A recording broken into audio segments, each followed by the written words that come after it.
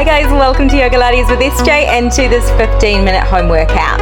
You don't need any equipment for the workout today, but if you want to, you can add in some weights, whether that be some ankle weights, maybe some light hand weights, or anything at all. If you want to add weights and you don't have them, you might even grab some cans out of the pantry, just some fruit or veggie cans, but you don't need any equipment. As I said, this is all about getting in a full body workout at home and nice and easy. So just taking your time when you're ready to arrive here into the space. So whether or not that is to roll out your mat and take a seat down on your mat, or whether it is to grab some water, maybe grab something comfy to pop on and get prepared to really get into every muscle today in this workout. So we're going to be starting today in a kneeling position. So we're going to be having the knees about hip distance apart, and you can have the toes tucked under, or you can have the tops of the feet connected with the toes untucked, just rolling the shoulders up, releasing the shoulders down, finding a core engagement here and just letting the pelvis be neutral. So we're gazing straight ahead and we are releasing the shoulders away from the ears, and the arms are down by your sides, palms facing inward. And then we're just starting to do a little bicep curl here. So just bringing the arms up, and then you are pressing one weight forward and then drawing it back in, and then coming to the other side. We're continuing with this. So as you do this, I really want you to keep the elbows in close to the side waist.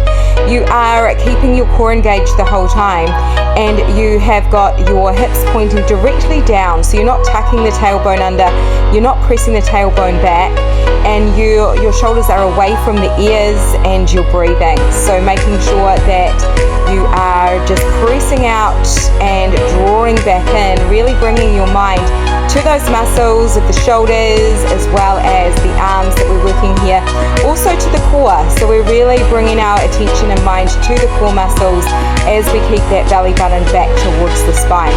We've got softness into the elbows, so you aren't fully extending the arm.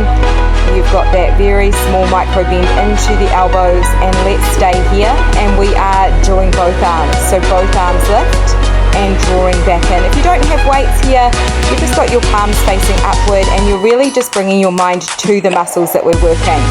So keeping this going, guys, and seeing if you can keep the whole body really still and stable. So it's a little more challenging if you do have the toes untucked, because you have to balance here as well. But it's also quite nice to have the toes tucked, because you're able to have a little bit of a stretch into those toes. Nice, and let's stay here. Now this time you are turning the palms inward. You're lifting one elbow up and bring it down, and then lifting the other elbow up, bring it down. So it's just a very small lift. You're kind of lifting the elbow just to shoulder height or below. So we're not coming higher than shoulder height, and you are keeping the elbows in close as you draw in, and you are relaxing through the throat, through the jaw, through the neck muscles, and keeping your core engaged. And we're not kind of really tightly holding on to the dumbbells here. You are keeping softness, really working to bring your mind to those muscles that we're working in the arms. So it's the shoulders, it's the outside of the arm, it is all of the muscles through the arms, rather than kind of really clenching anything here into the hands and the wrist. Nice, let's do a double one here. So just starting to lift both elbows up, lowering down with control, and keep it going. Making sure that you're breathing, guys. Don't hold your breath. And remember, we don't want those elbows to come up too high. We're just bringing them up just below shoulder height or at shoulder height, and controlling the movement all the way back down. So the movement is straight up, and then it is controlling down. Nice, let's stay here, guys, and this time we are going to start to hinge forward. So you're bringing the arms forward as you press the hips back, and then you are starting to lengthen back up. Elbows come in towards the side waist, and the hands come to the shoulders, and then you are doing a shoulder press up. Keep this going.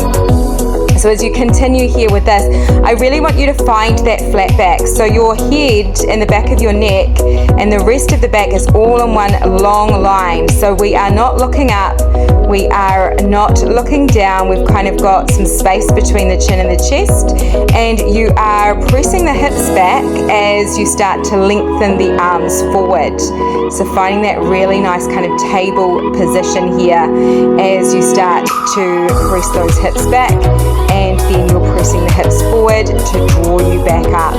So you're also working into the core muscles here and making sure the shoulders are away from the ears. So not bringing those shoulders up. Sometimes the shoulders just want to come up towards the ears, particularly as you start to fatigue. Keeping this going, guys, and making sure you're breathing. Nice.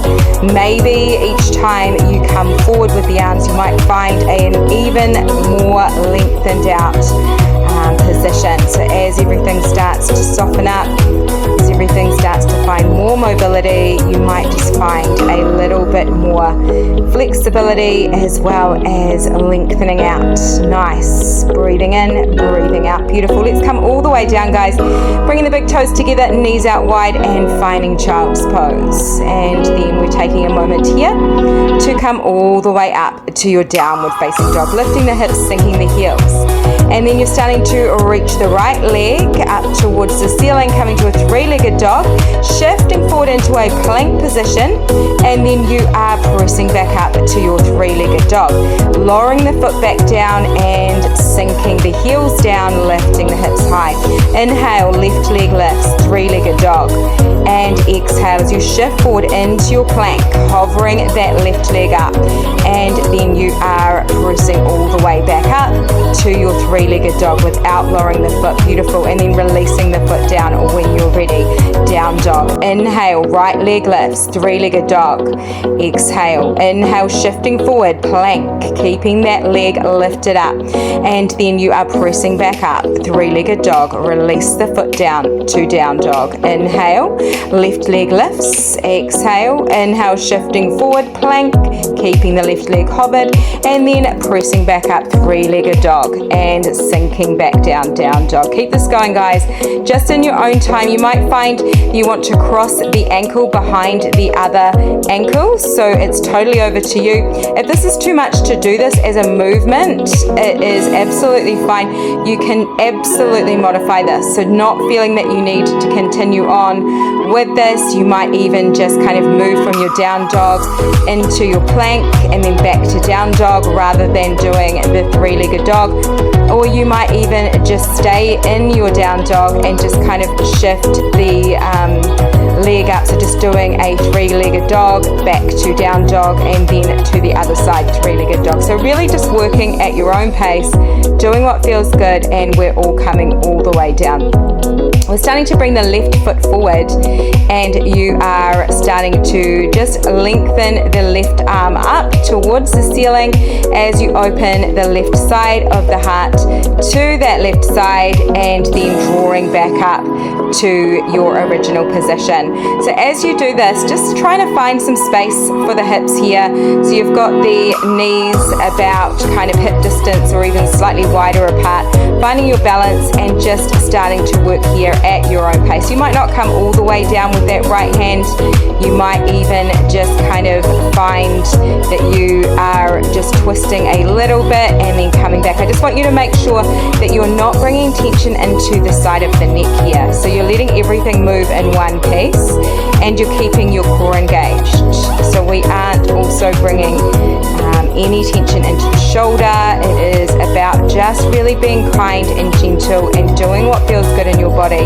At the same time, just starting to bring some really nice movement and mobility. Let's go to the other side when you're ready. So right foot comes forward and you have got the left knee down. Nice. And let's find that rotation and coming back through center. Keep it going, making sure you're breathing. I don't want you to let go of that core engagement.